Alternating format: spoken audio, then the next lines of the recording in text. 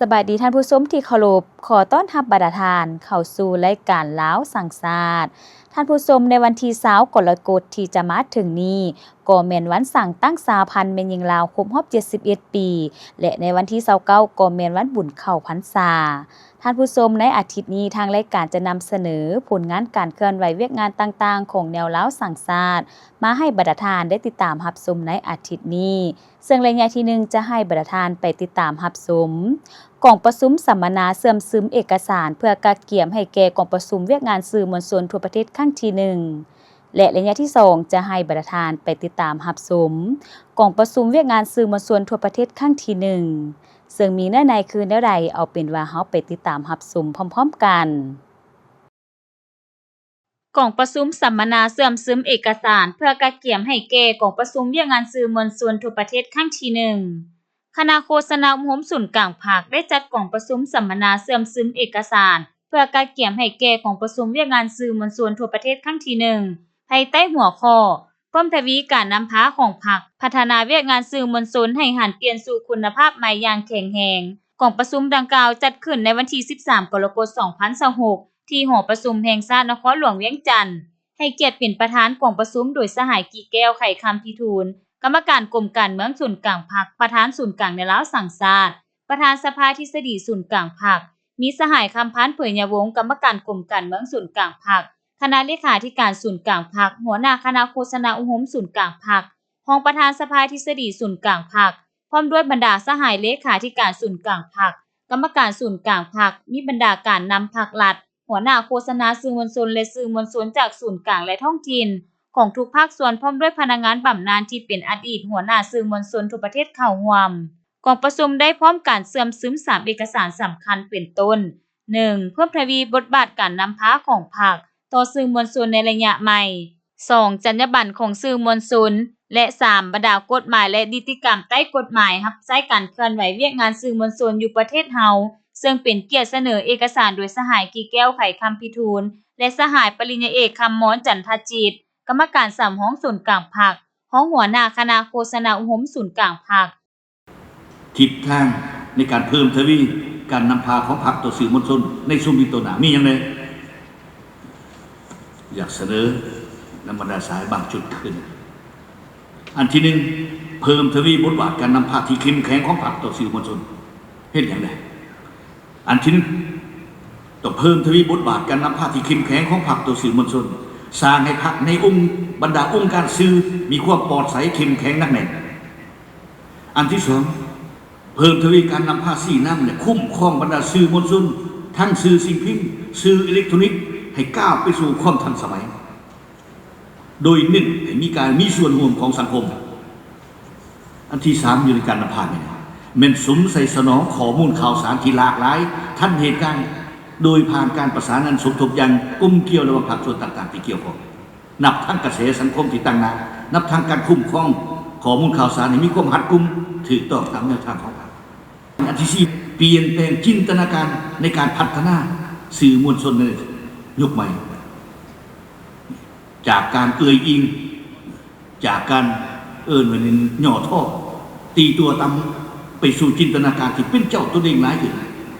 บุกทะลุหลายขึ้นอันที่5ยึดมั่นการนำพาของพรรคการคุ้มครองร่วมส่วนของรัฐเคียงคู่กันปรับตัวเข้าสู่ยุคสมัยใหม่อย่างมีหลักการสร้างสรรค์ประดิษฐ์สรรค์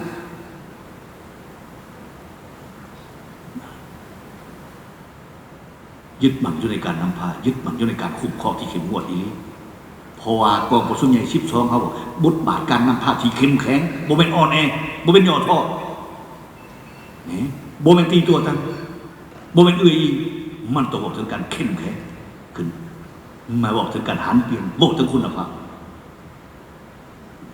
และอันที่6แม่นกันนำพาต่อสื่อมวลชนต้องเฮ็ดหน้าที่อยู่ในการเผยแพร่โฆษณาศึกษาคมนิติกรรมเอกสารสำคัญต่างๆของพรรคของรัฐอย่างแท้ถึงอีนี้จากนั้นผู้เข้าร่วมได้พร้อมกันประกอบคำคิดคำเห็นตามคำถามเจาะจีมและความเป็นจริงอย่างกงไปกงมาและสร้างสรรค์พร้อมกันนี้การนำภาครัฐคณะรับผิดชอบและผู้แทนกองประชุม ยังได้เยี่ยมชมห้านวางแสดงผลิตภัณฑ์สื่อมวลชนที่เป็นผลงานของบรรดาสื่อภาคส่วนต่างๆและเยี่ยมชมการวางแสดงรูปภาพผลงานการเคลื่อนไหวด้วยงานสื่อมวลชนทั่วประเทศในโอกาสดำเนินของประชุมดังกล่าวตื่มอีกท่านผู้ชมเนื่องในจากทางรายการของพวกเฮายังบ่หมดเพียงเท่านี้แต่ตอนนี้เฮาไปพักพรกันก่อนแล้วจึงเข้ามาพบกันต่อในระยะต่อไปองค์การแนวลาวสร้างชาติ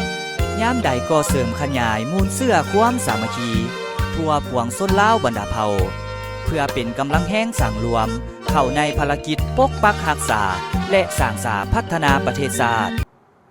ท่านผู้ชมระยะนี้ก็ถือได้ว่าสภาพอากาศมีการเปลี่ยนแปลงเรื่อยๆฉะนั้นก็ขอให้บรรดาทานรักษาสุขภาพกันเด้อถ้าหากบรรดาทานเดินทางไปต่างแขวงต่างเมืองก็ขอให้บรรดาทานติดตามเบิ่งสภาพอากาศเพื่อความสะดวกสบายของบรรดาทานเอาละท่านผู้ชมระยะที่2นี้จะให้บรรดาทานไปติดตามรับชม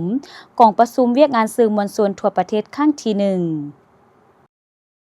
กองประชุมเวียกงานสื่อมวลชนทั่วประเทศครั้งที่1ได้ไขขึ้นอย่างเป็นทางการในวันที่14กรกฎาคม2026นี้ที่หอประชุมแห่งชาติภายใต้หัวข้อเพิ่มทวีบทบาทการนำพาของพรรคพัฒนาเวียกงานสื่อมวลชนให้หันเปลี่ยนสู่คุณภาพใหม่อย่างแข็งแรงโดยการเป็นเกียรติเข้าร่วมของท่านพลเอกวิไลลาคำฟองกรรมการกลุ่มการเมืองศูนย์กลางพรรคผู้ประจำการคณะเลขาธิการศูนย์กลางพรรคโดยการเปลี่ยนประธานของท่านคำพันธ์เผยยวงศ์กรรมการกลุ่มการเมืองศูนย์กลางพรรคหัวหน้าคณะโฆษณาอุปมศูนย์กลางพรรครองประธานสภาทฤษฎีศูนย์กลางพรรคสำหรับศูนย์กลางในลาวสังสรรค์มีท่านลาวเปาส่งณวงไส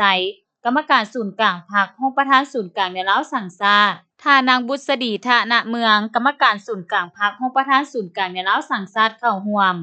มีบรรดาคณะเลขาธิการศูนย์กลางพรรคกรรมการศูนย์กลางพรรคสมบูรณ์สำหองบรรดาอดีตการนำพนักงานอาวุโสบำนาญมีรัฐมนตรีรองรัฐมนตรีบรรดาผู้แทนสื่อมวลชนจากศูนย์กลางและท้องถิ่นแขกถึกเชิญเข้าร่วมท่านพลเอกวิไลลาคำฟองได้ให้เกียรติขึ้นกล่าวไขกองประชุมเวียกงานสื่อมวลชนทั่วประเทศครั้งที่1อย่างเป็นทางการจากนั้นได้รับฟังการสรุปตีราคาคืนการจัดตั้งปฏิบัติเวียกงานสื่อมวลชนในระยะผ่านมาก็คือการปฏิบัติมติ36ของกรมการเมืองศูนย์กลางพรรคเกี่ยวกับการเพิ่มทวีการนำพาของพรรคและคุ้มครองของรัฐต่อสื่อมวลชนโดยยกให้เห็นผลงานที่พ้นเด่นด้านดีด้านอ่อนของโครงข่างบรรดาสาเหตุต้นต่อและบทเรียนที่ทอดถอนได้จากนั้นได้วางทิศทางจุดสุ่มในการจัดตั้งปฏิบัติเวียกงานสื่อมวลชนแต่นี้ฮอดปี2030ก็คือในระยะ5ปีต่อหน้าเพื่อนำเอาเวียกงานสื่อมวลชนลาวหันไปสู่คุณภาพใหม่ทันสมัยในท่ามกลางยุคสมัยที่ข้อมูลข่าวสารมีการเปลี่ยนแปลงอย่างว่องไวและเทคโนโลยีดิจิทัลได้เข้ามามีบทบาทอย่างหลีกเลี่ยงบ่ได้กองประชุมในครั้งนี้ยังได้รับฟังการผ่านทางมติของกรมการเมืองศูนย์กลางพรรคฉบับปรับปรุงใหม่ว่าด้วยการเพิ่มทวีการนำพาของพรรคและการคุ้มครองของรัฐต่อเวียกงานสื่อมวลชนในระยะใหม่เพื่อเปลี่ยนแทนมติเลขที่36/กมสพลงในวันที่19มิถุนายนปี1993พร้อมกันนั้นในกองประชุมได้รับฟังการประกอบคำคิดคำเห็นหลายหัวข้อสำคัญจากภาคส่วนสื่อมวลชนต่างๆทั้งศูนย์กลางท้องถิ่นและทางภาครัฐเอกชนพร้อมกันนี้รองประธานศูนย์กลางในลาวสั่งชาติประกอบคำเห็นหัวข้อการนำใช้พาหนะสื่อมวลชนเข้าในการปลุกระดมทั่วปวงชนลาวทั้งชาติปฏิบัติ2หน้าที่ยุทธศาสตร์ของพรรคหนังสือพิมพ์ลาวอิสระก็ได้เกิดพร้อมกับการสร้างต้านของแนวลาวอิสระแนวลาวรักชาติและแนวลาวสร้างชาติในปัจจุบันแสดงว่าแนวลาวสร้างชาติเป็นผู้ลี้เริ่มของการเฮ็ดหน้าที่โฆษณาขนขวยปลุกระดมจิตใจประชาชนบรรดาเผ่ามาฮอดปัจจุบันนี้แนวลาวสร้างชาติยังมีภารกิจหน้าที่ในการนำพาชี้นำบรรดาเผ่าเพศหมายสัตว์โคนศาสนาพร้อมทางติดตามชุมนุมให้แก่คนเชื้อชาติลาวที่ดำรงชีวิตอยู่ต่างประเทศทั้งเบิดนั้นเว้ารวมแล้วแม่นผลงานศาสนาหนึ่งก็คือผลงานในภาคส่วนหนึ่งของแนวสร้างชาติที่ได้เฮ็ดหน้าที่ในการสื่อเป็นการเต้าห้องความสามัคคีบรรดาเผ่าเฮ็ดให้พวกเราต้องเคารพรัฐธรรมนูญและปฏิบัติกฎหมายวิธีการสื่อมวลชนเป็นหน้าที่สำคัญเป็นสื่อกลางของพรรคเราเป็นกระบอกเสียงสำคัญของพรรคหลักของซึ่งสามารถเฮ็ดให้วิธีการสื่อมวลชนนี้การ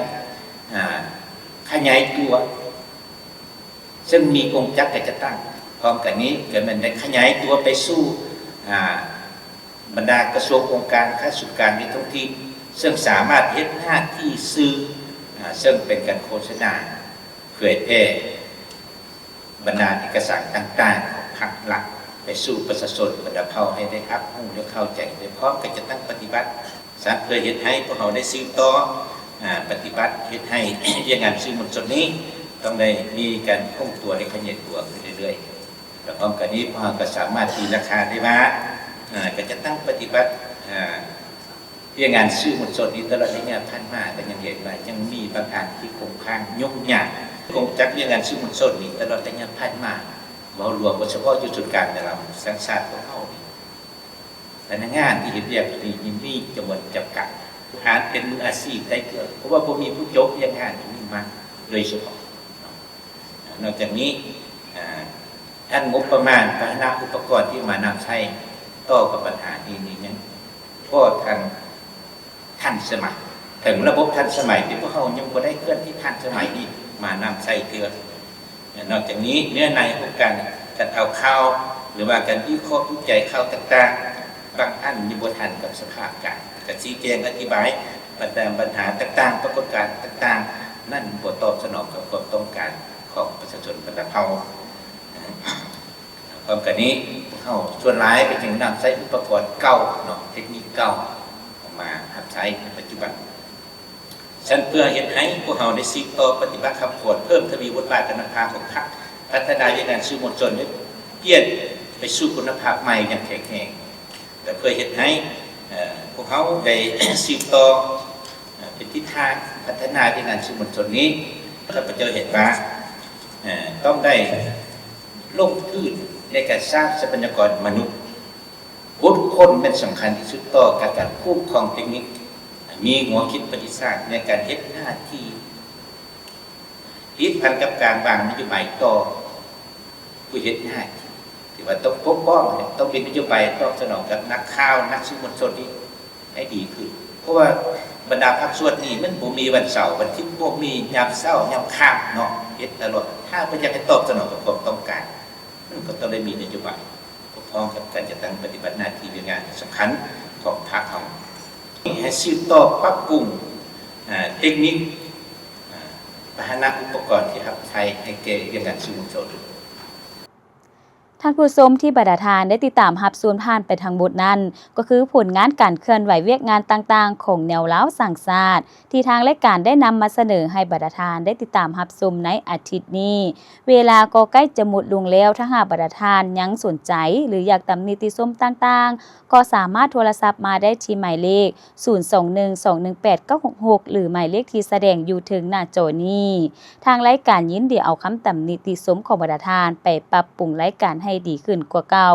นอกจากนั้นบรรดาทานก็ยังสามารถติดตามการเคลื่อนไหวต่างๆของแนวเล้าสังชาติได้จากเว็บไซต์ศูนย์กลางแนวเล้าสังชาติ www.lfnd.gov.la Facebook ข่าวสารแนวโฮมและแอปพลิเคชัน LFND สำหรับมื้อนี้พิธีกรพร้อมด้วยทีมงานเล้าสังชาติต้องขอลาทานผู้ชมไปก่อนไว้พบกันใหม่ในอาทิตย์หน้าวันและเวลาอันเดียวกันสำหรับมื้อนี้กล่าวคำว่าสบายดี